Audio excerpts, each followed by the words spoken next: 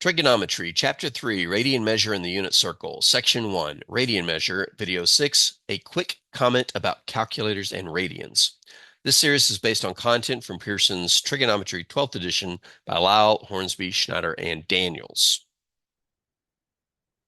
Before we wrap up this section, I need to remind you that any calculator that is capable of evaluating trigonometric functions has multiple angle modes, degrees and radians, and sometimes gradients, which we don't discuss in this course, but if you're curious, there are 100 gradients at a right angle. They pretty much measure what percent of an incline you are.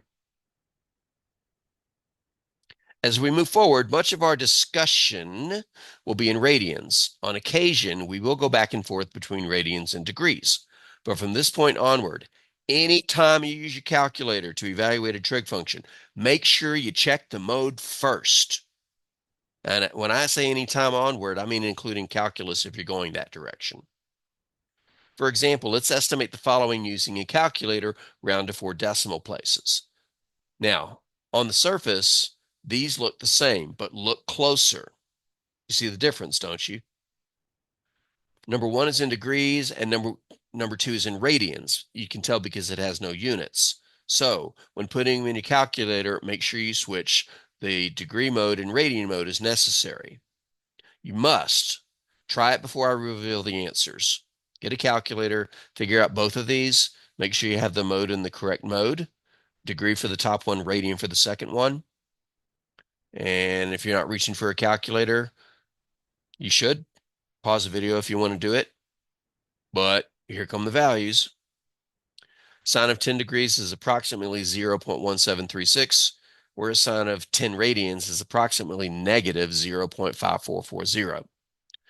If you're not aware that you're in the wrong mode, you will never know it by doing trig functions because you can't just look at the answer and say, that's not right. Well, within reason you can, but normally you won't.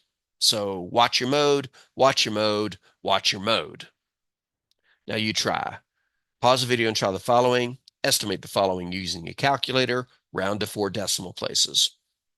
Half are degrees, half are radians, and it should be transparent which are which.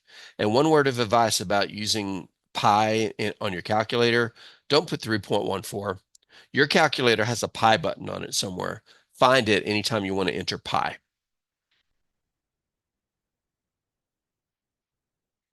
All right, here's your fair warning if you haven't paused the video to try the problems yet. Solutions in 3, 2, and 1.